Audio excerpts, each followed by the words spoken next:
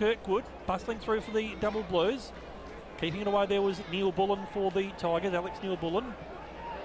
Now Glenelg have got some numbers starting to stream through the middle. Curran takes a bounce. He's got plenty of space in front of him. He's got time to take a second. He's got time to take a third. Hinge of his left leg is non-preferred into the path of Kelly. Opposed to him was Agnew. Agnew took it away from him. Kelly, well, he wrestled into ground, got the hand pass out, then to Button, and then it went back to Stark, and then they're moving around the double bays, but the double blues put them under pressure, and then eventually it comes out. Set a man on the lead. Glenelg just sending it up and towards the attacking zone. Alloway went for the fly, third man up. There's going to be a free and advantage paid. Now, has the advantage been paid there? Looks like the goal did come out through Hooper, I reckon that was. Yep. So Andrew Sturt corralling their movement very effectively so far. He's looking down here for Button. 1, 2, couldn't quite take it. Crumbs came down there towards Thorpe, playing a long way up the ground. He's got some numbers moving further afield in support. One of those is Hooper, sends it in towards the Louts pockets. Can the ball sit up there for Gregson? Doesn't sit up for him, but he lays a great defensive tackle there. 5 metres out from the goal line, just slightly to the right of the posts. Ball knocked down, scramble, plenty of players in there. It does come out to Thorpe. The snap from the pocket goes across the goal face. Crunch, and the umpire spotted a free kick, but Hooper's taken it away. It would have been a Bayes free kick anyway, and Hooper running Kirkwood. Brings it down here, grandstand side centre wing. Got numbers here, the Tigers, if they can work it out. Curran, who's recovered, Agnew.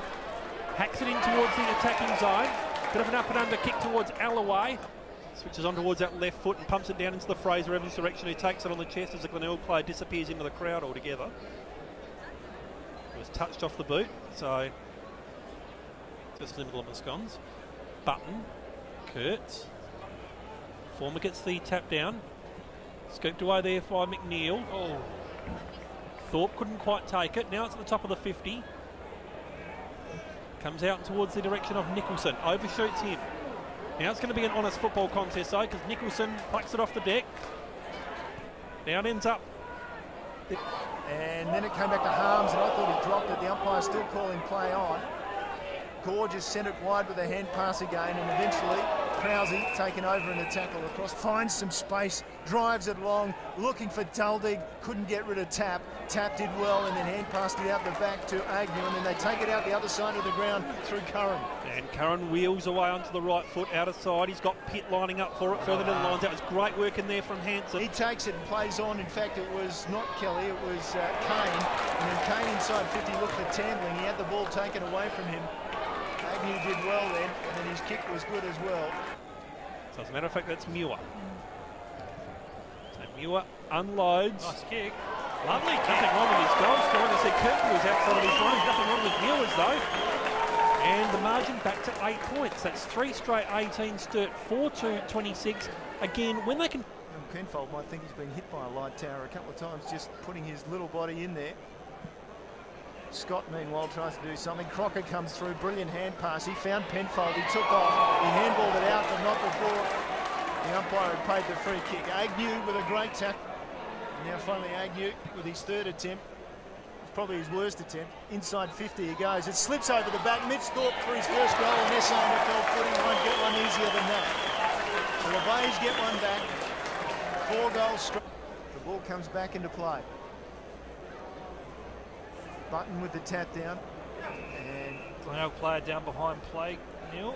Michael Code, the skipper of the Double Blues, just copping a bit of attention. Ball on the boot down to half forward. Curran with a hand to the ball, and now it comes away for Glenelg onto this side of the ground. Into space, Agnew running hard, takes on his man Calabrese, and then inside he goes to Hooper. Hooper with a flat punt, that finds the chest of Kirkwood.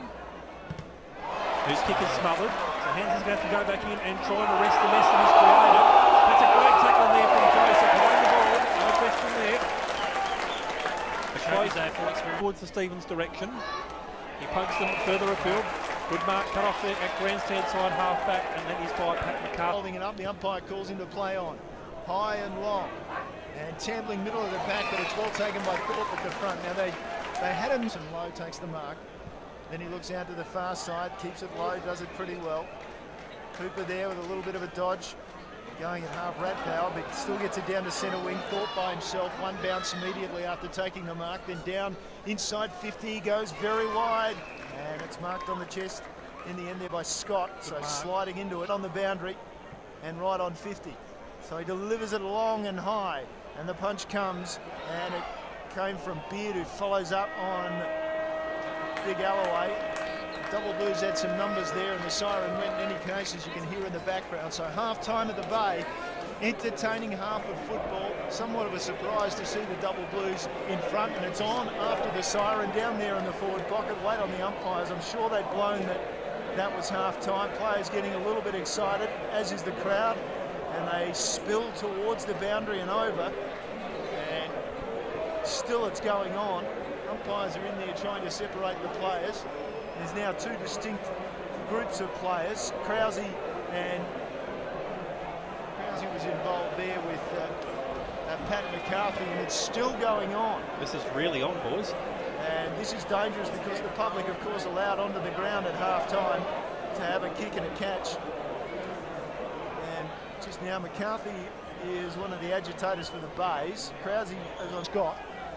Thought he got one in the back. Umpire throws the ball in the air. Lonergan did well. Hand pass out to Joseph. The two recruits working well for the Bays. Joseph on the boundary line. What a goal! He's got it to the line and just over the line. So he kicks it from in front of Snouts, and a good goal to start the second half of the Bays. Boy, they've been, as he was at North Adelaide, a man who likes to agitate.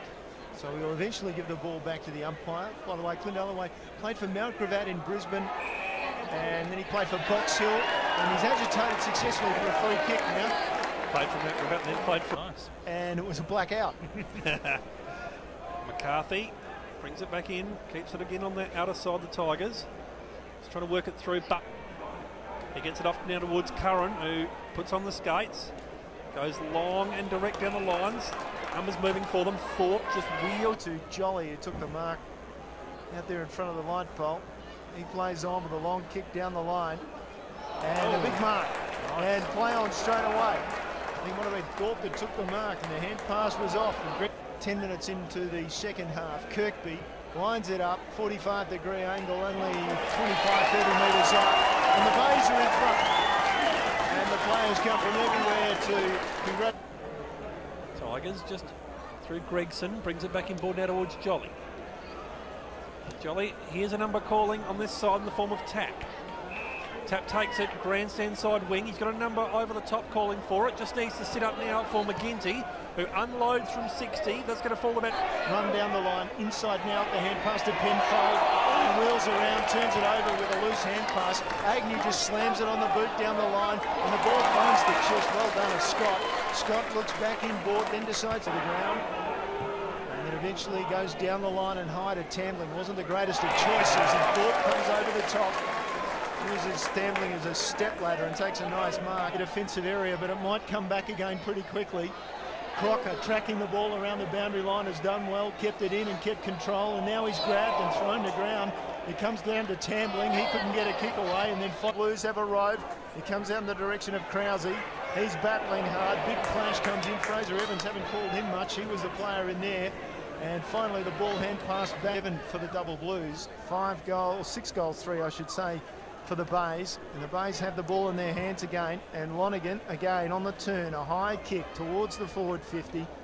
Pack goes up, ball comes to the front, McNeil roves it, tries to push away from his man, gave it out, and season out of the middle. Ben Kane slams it forward for the Double Blues again. Strong mark taken from McGinty. Times are desperate, he played on quickly by hand. It comes to Tap, hand pass over the top as well. And they go wide with the kick through McCarthy, and it's taken there by Button. Chest mark, left half back, then back to Kelly, and then he hacks the ball forward from behind.